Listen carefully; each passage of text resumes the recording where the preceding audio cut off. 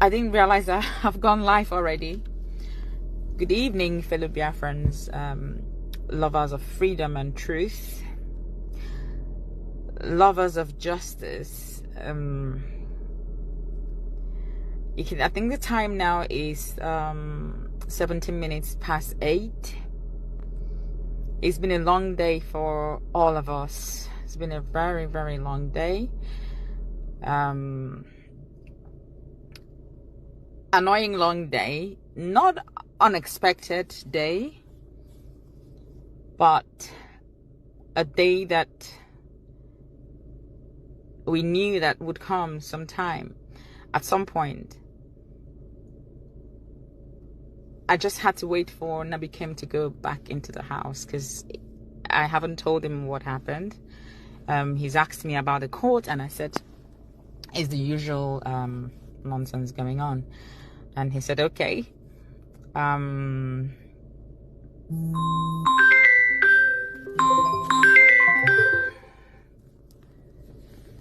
Sorry, I'm just getting a call on. I have been on call since last night. I have not slept. Considering that I'm still recovering, I have not slept not one bit, and I have been on calls and meetings, and some people were calling me that they were on high blood pressure and things, and I thought to myself, what do you want me to do? What do you expect me to do? We have seen what transpired today in the court between Mazi Nnamdi Kanu and the kakistocratic. I have always called Nigerian government kakistocratic government of Nigeria. What happened today is not something unprecedented.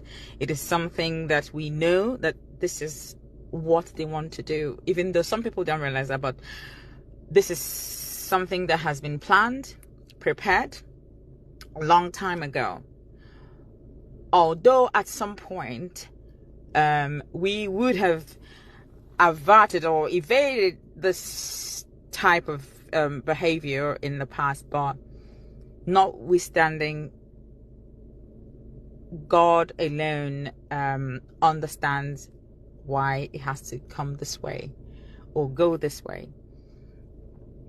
Mind you, this is not about some political misunderstanding or misconception happening anywhere. This is about Biafra.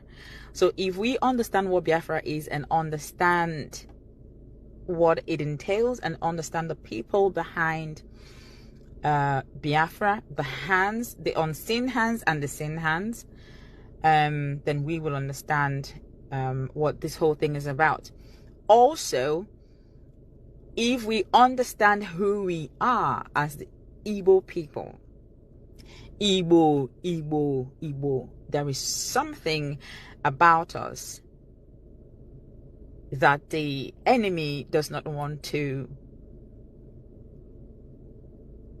but we are very special. I keep saying that. And at some point, God, in his infinite mercy, would make us known as he has purposed us to be. So I need to be fast so I can go back in. I'm in the car trying to make this quick video before going back in, because Nabi Kim will come out now. I don't want him to hear me. In Nigeria, a judge cannot ask a defendant to open a defense on terrorism-related charges without reading out the written law under which the court is trying that person. Okay, so the Constitution of the Federal Republic of Nigeria, 1999, as amended, Section 36. I mean, I'm sure that is very familiar to everyone now. It provides that a person shall not be convicted of a criminal offense unless the offense is defined and the penalty prescribed as in a written law. So what Omotosho has done today is a written script for him to read out. Everyone could hear him, everyone could see that he was reading a script handed over to him, and that he could barely read out some of the words in his own very written judgment. How interesting. How interesting. I've had to quickly tweet and post the travesty of justice today regarding how Omotosho ignored the Constitution's requirement that no one can be convicted under an unwritten or unknown offense. He forced Mazi Nnamdi Kanu to take a plea under a repealed law, which Mazi Nnamdi Kanu refused. So show me where it is written before I can enter into a defense. And that never happened. Omotosho refused blatantly, flagrantly, to issue written rulings on serious applications. So you could hear him reading, you could hear him counting thousands of lines, of hours of accounts. But then he refused to issue a written ruling, which he ought to have done first, but never did. He told Mazi Nnamdi Kanu to put all objections in a final address, then blocked the final address. So if you were Mazi Nnamdi Kanu, you will be as outraged as Mazi was this afternoon. You cannot ask me to put my final address, put it down, write it down, and then you block it. So Mazi Nnamdi Kanu has right, is his right, to put a final address down, to write it down. But Omotosho blocked that and decided to read out those nonsense he called counts. And he refused to, first of all, decide whether he even had the power to try the case. We kept talking about jurisdiction. I have always talked about jurisdiction. Nigeria government has no right to try Mazi Nnamdi Kanu. He who comes to law must come with equity.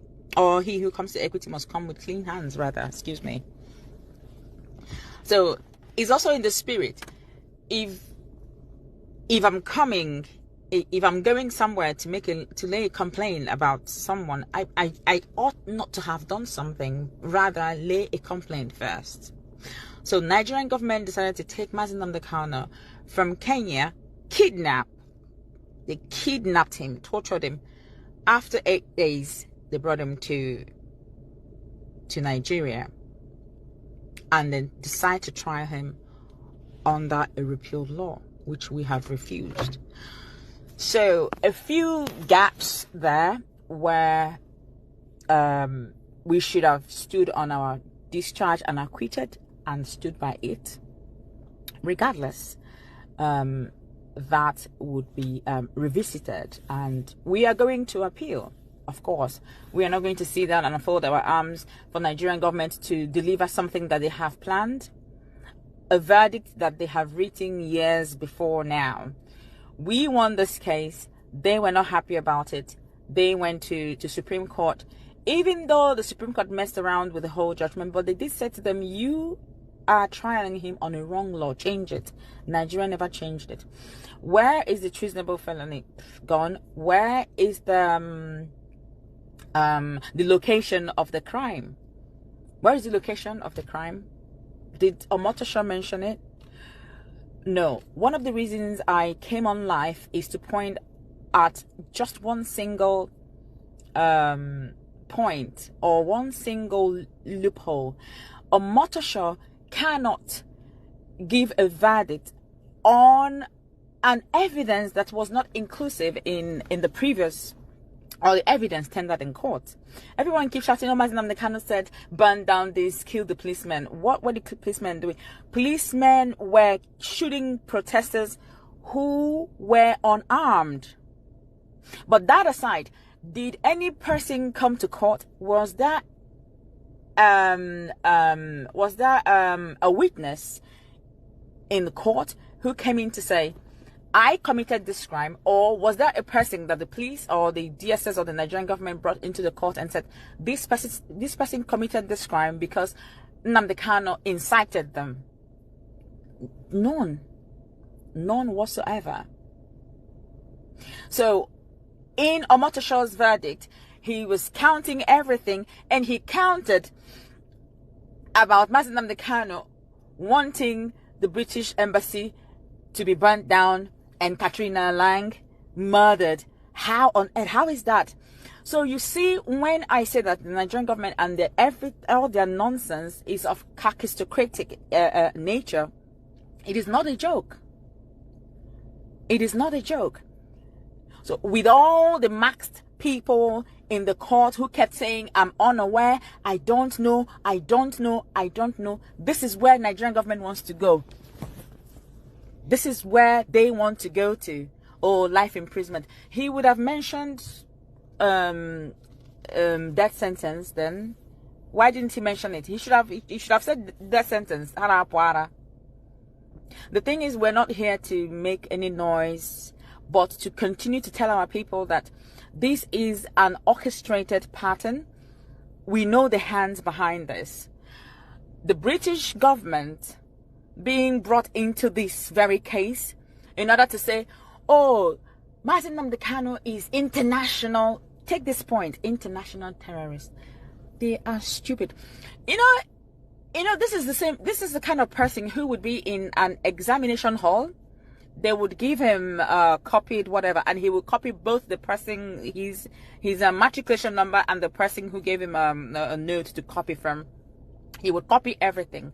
So even though you can see that Omotosho was reading a script handed over to him just this morning or last night, he was just coming to court to read it out, not to analyze anything, not to actually pass judgment. It is right there before. They think Trump is not intelligent. Is that what they think? They think the American government is as kakistocratic as they are? No. For them to rise and say that there is Christian genocide in Nigeria, it means that they have done their work. They have all the evidence. So these scripts, when someone gives you a script to read, you have to act the part. These people are so kakistocratic, they cannot even act a script. Omotosho could barely read out the verdict. He didn't know the words. They were handed over to him, and he was reading something that was never ever mentioned in the court. You cannot pass a judgment based on excluded evidence. You cannot just by yourself put in something that you feel you need to add to pass judgment on an innocent man. Mazi Nnamdi Kanu is not a terrorist. There are terrorists running around in Omotosho's village. Is it Eruka? They recently attacked location by ISWAP. We have one of our brothers who was just murdered 2 days ago by the same ISWAP. How many of them have they convicted? None whatsoever. None. But it is Mazi Nnamdi Kanu. This is right before his eyes. They're running around. You can't. When he said to you, you cannot. You cannot. Because you have no evidence of, no shred, or no proof, no shred at all. Excuse me. I'm just too tired. There's no shred of evidence, no shred of proof. So this is a written script. They have interpreted it the way they have chosen, but we will fight it. I got Hinshia, I got look dog, I got Hinshia. Hama, they don't know what they are in for. They are angry that Mazi Nnamdi Kanu is courageous. You can see that bit they keep talking about this. You cannot convict a man who is innocent. You have no proof whatsoever. So this script they are tagging, you're using somebody who has killed Igbo people. You're using, all of a sudden you're raising his face that he's a pro-Biafran. That boy in Finland is not a pro-Biafran activist or anything. So these are all propagandas. I want our people to understand how the government operates, how they work. And there are some certain information that we will not be able to release out here in the public. But no, begin to reason deeper than you do to be able to understand how governments operate. There's something I wrote in the past. There is narcissism in the world, but then there's also narcissism in the government, how they operate, especially the Nigerian government, where they have a problem with influence. You can imagine a foreign minister right there in front of the whole world, saying that he does not have enough, or he didn't have enough data of number of Christians killed in Nigeria. And the point is it about Christians being killed, or is it about Muslims being killed? What is the point? Or is it about the human lives being wasted every single day in this country? Innocent lives, children who should be protected, guarded, and safeguarded with everything possible in life. They have no idea what to do with human lives. So terrorists are in their villages, burning down places, kidnapping people, killing people, and all of a sudden they want to tell it that, oh, this is IPOB who are now killing people. They should know that the world is USA is much more intelligent than they are. Look at the country that wants to be included in the United Nations Security Council. How can you be in a Security Council when you cannot safeguard tiny bit of life like this? The newly born baby's life. You can't safeguard it. And that is what Mazi Nnamdi Kanu speaks about. And that is why they're upset. But you cannot fight someone you don't understand the entirety of their embodiment. God has positioned Mazi Nnamdi Kanu, has brought out Mazi Nnamdi Kanu for this purpose. And the earlier these people understand this, the better for every one of them. The better for every one of them. I will let this, I need to go to Sutton that we came out and catch some sleep. I've not slept for the past 24 hours now. But I want you all to remain strong and focused. Please, this is a time for us to come together. There is no need, there's no need for any squabbles at the moment, or for now, because this is a very critical and perilous time that we're in. Okay, please, no blames, no cursing, no quarrels. Let us come together as one, because these people know the strength that we have. They know who we are and what we are capable of if we stand as one. That will be our strength, and that will be their undoing. We're not in war with anybody. All we're asking is that the way you reason is different from the way I reason. Because of this, I want to reason in my own small ecosystem, sit there by myself and reason the way I reason, because we can't coexist. We Igbos, we are not terrorists. Mazi Nnamdi Kanu is not terrorist. And we're not going to begin now. We're not going to start now. We take human life very seriously. We protect lives. We guard lives because we understand the meaning of spilling of blood. Innocent blood, most especially.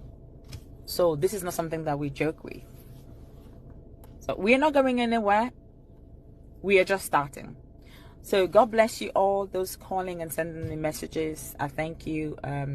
It is not easy, but we're here. We will continue to be here until God decides. So thank you everyone, and keep strong. God bless you. We don't know.